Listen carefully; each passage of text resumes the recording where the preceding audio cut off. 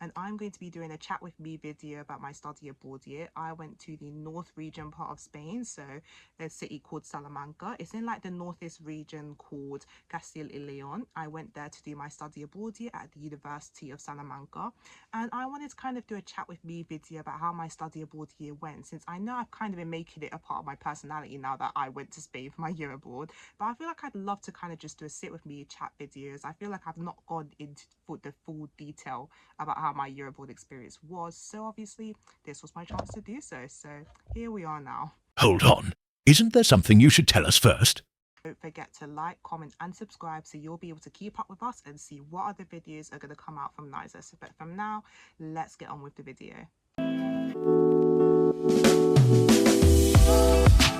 So I figured I'd kind of do like an introduction, it's like a little start to the scene of how my year abroad came about. So obviously I did study Spanish and comparative literature, so obviously I did have to do a study abroad year. Well, technically I didn't have to. I could have dropped out of the year abroad, but obviously I'm there like, of course I want to go to another country and have the experience of just living there for a year and just like obviously living your best life in a different country. Obviously I was going to go for that, but obviously it did not have the smooth start we wanted, because obviously now that we've left the EU, we had to kind of apply for a visa to be able to obviously do the study abroad year and yeah, just be able to enter the country at least. So obviously with my visa, it did take a bit of time getting the visa. And for those of you who know, like some of you guys already know kind of like the behind the scenes story of like how my visa was just a nightmare getting, because obviously I basically did have to get a load of documents. So I think the documents I had to get was kind of a notarized letter from the doctors. I had to get some police document. I had to basically gather together all my bank statements and like identity documents. Obviously you needed to get a whole load of those documents, Goodness and you me. had to spend money each time to be able to get a doctor's letter. I spent £45 for that letter. I had to spend like £200, I don't remember for what, it's like a signature or something. Like I think I remember that I had to basically translate these documents, and yeah, I had to spend a whole load of money on that, which was very annoying. And I just kept on looking at my bank account, seeing how much money I was spending on each and every document. But I was speaking to people who've already done their year abroad and stuff, and they all like to be, it's a lot of money, but it'll be worth it. And I'm just there like, I hope it'll be worth it, because obviously if you spend all that money, you're gonna want that the whole shebang experience after all that money being spent. But yeah, a whole load of documents later, I was finally able to get my visa come through the email. But the only thing was, because I was spending so much time waiting on documents to be sent and obviously applying for them as well, I then ended up just being a bit late for my year abroad. So obviously my university was starting on like the 11th of September, and I ended up arriving like the end of September basically. So I missed a week of uni, because I think 11th of September was like the freshers week for Spain, and then obviously the week after that was like when classes actually started. And because I didn't have my visa, I couldn't exactly travel to Spain, so I was just there vibing. To be fair, I think some people did tell me that I could have still gone and then like let my visa come over. Don't mind that.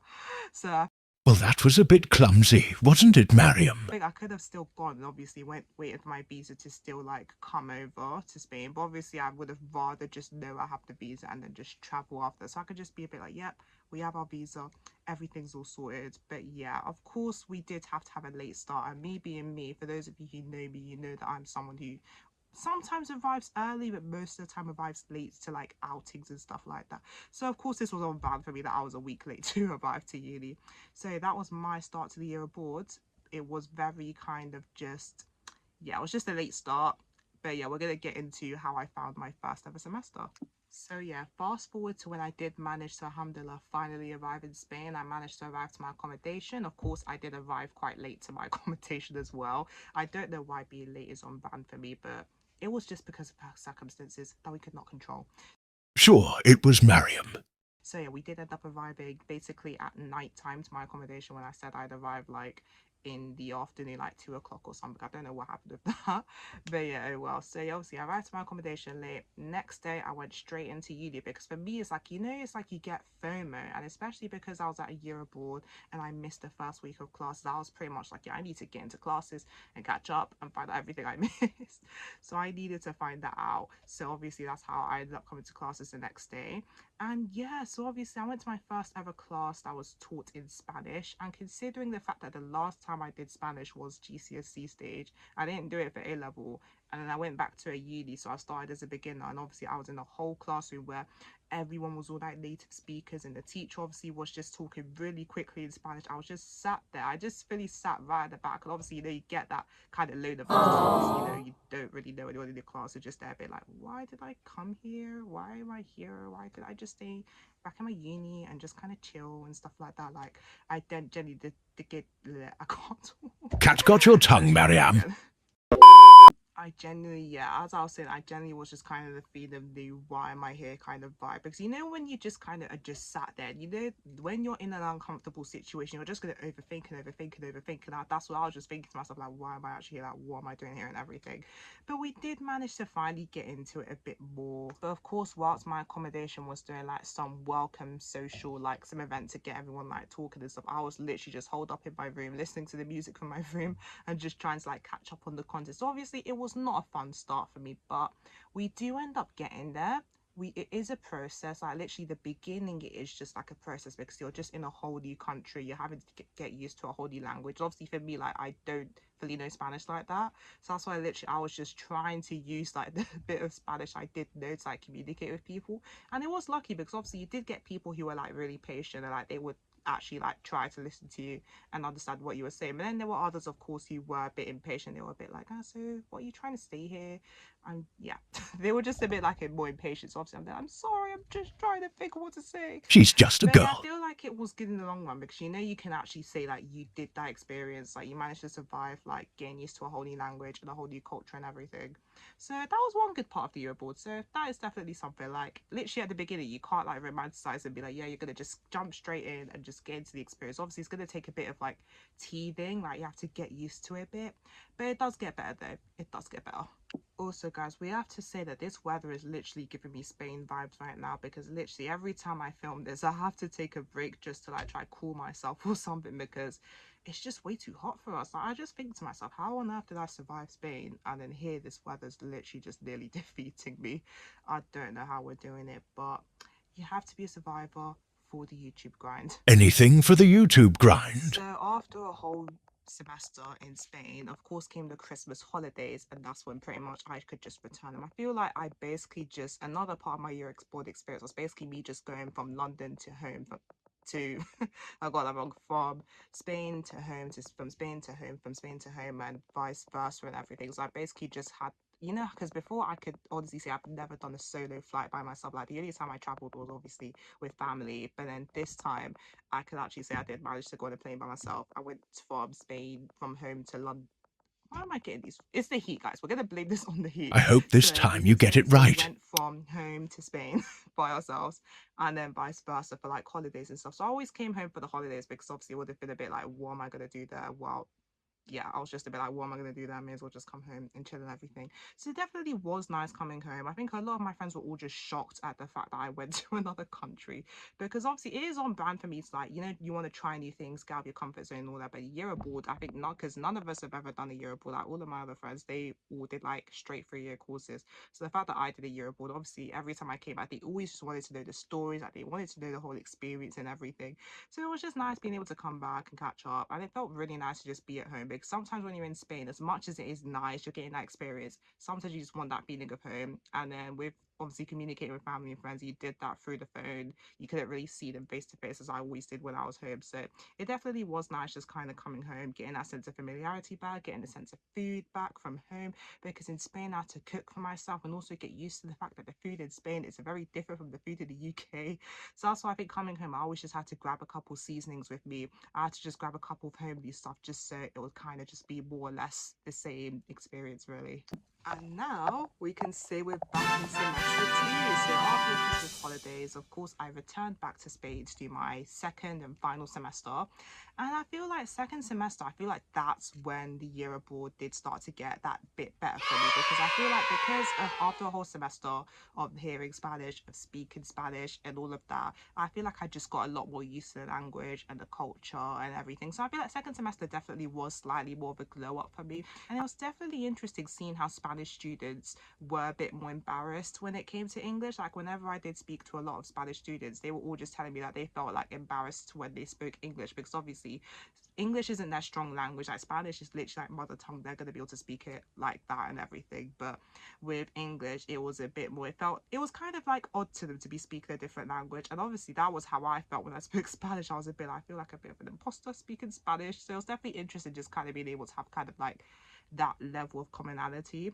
So that was definitely an interesting realization. So yeah, we can definitely safely say that semester 2 was a bit more of a glow up season for me. It was about especially because of time. the fact, I think another thing about being away from home is when you're away from home, you basically give yourself permission to do a lot of stuff. So I think I ended up agreeing to go on a whole load of holidays. You know, it's like I think for me, I'm just a spontaneous person. So if you were to mention to me like a random plan, majority of the time I would always just say yes, because it's just like, it's a new experience. Why are you not going to say yes to that? So I ended up agreeing to I think I did a whole load of Spain trips first. So obviously I traveled all around Spain. I think I mainly went to the south. So I went to like Seville, I went to Cordoba, I went to Granada, I went to Valencia. I don't remember where else I went to, but I basically just went to a whole load of places in Spain. And we also did a bit of a Europe traveling as well. So we went, I think my first trip actually was Morocco. Like I did a Morocco trip with a friend with like the student organization. Like there's always one of those student organizations where they always organize like trips for international students, like students to go to. So obviously my first ever one was Morocco. That was the first ever time going to a whole other country, and that was definitely a good experience. I feel like it was just nice to be able to go there. And obviously, if you all know that it felt so good to have like chicken and meat again, because where I was, there was one halal butcher's, but yeah, apart from that, I just basically had to be veggie for most of my experience. So it was definitely nice kind of just having a break from that, being able to actually eat chicken, being able to enjoy the culture and just enjoy exploring a whole other country with some friends. So, and of course we did meet new ones as well, and of course we did have our experience where we did kind of tip over a deep when we were doing the sand dunes, but yeah, let's not touch into that. But in Morocco definitely was fun. Then my next ones was Italy and France, so I agreed with a friend to go there. So we did kind of like a little holiday there. I think we did it where we spent like two days in each place, and I think that was my first ever time doing a vacation with a friend, because you know you always say you want to travel with friends and stuff, but literally it's just a bit like circumstances normally wouldn't allow that. So it was definitely exciting to be able to do that first ever trip with a friend. Of course, I think it was definitely just nice to be able to have these holidays just to kind of look forward to after exams. And I can give you all the good news that I went from failing all of my exams in first semester to actually passing basically everything in my second semester, which absolutely was just an amazing feeling, because I think for the English taught modules, I obviously had to do the coursework, and I managed to pass the coursework, so alhamdulillah, so that was good. And even for the exams I did have to do in Spanish, I feel like because my Spanish managed to get better, of course I was a bit more comfortable with answering all the questions, and then yeah, it all just worked out for the best. So I think definitely I was so happy with the fact that I went from that low moment to now just being able to just can actually say that I had a bit of a glow up, that we were able to have an improvement, we were able to actually just be able to get better, which is the main thing. So honestly, I think that's how I can say that that year abroad helped my Spanish have a massive glow up, because I went from like barely being able to string a sentence together and from thinking over what I had to say, so now just being able to almost speak Spanish fluently. Like we are fluent, but obviously we're going to keep it humble and say almost fluently. So definitely the year abroad, it gives you so much more confidence, because you just realize if you can put up with everything you put up with, from like sometimes having people who weren't so friendly about the fact you didn't fully speak Spanish well, to having interesting teachers, to meeting interesting people, if you can handle all of that, then yeah, you can basically just handle anything that life throws at you. So year abroad definitely did give me more confidence in that sense. So now that I came back home, the ultimate question is, Did you scream, cry, and throw up after finishing your year abroad? the unpopular opinion, I really wasn't that emotional about my year abroad ending. I know I had friends who literally, they were telling me that they were just crying 24/7. They were proper emotional, and it hit them deep at that, the fact that they were going to be leaving, the experience was over and everything. I feel like for me, you know, when it's like, you know, you've done everything you wanted to do and you're going to be able to come home with that experience.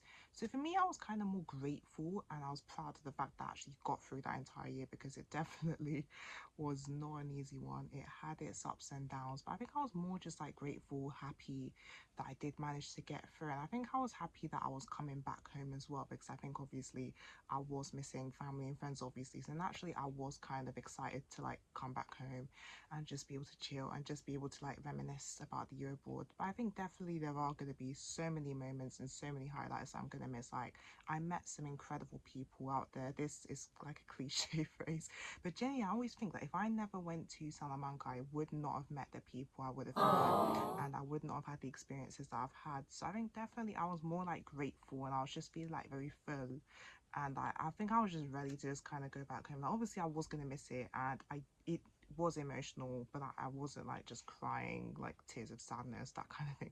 Like, my reactions aren't that like extreme, but more I was just kind of just ready. I felt like the time was right. I did everything I had to do. So yeah, I didn't really have that emotional reaction that, you know, lots of people who do their year awards, they all have that reaction. And I think I kind of hyped it up so I would have that reaction, and that I would be feeling like heartbroken, I don't want to leave and that kind of thing. But yeah, that just did not happen for me.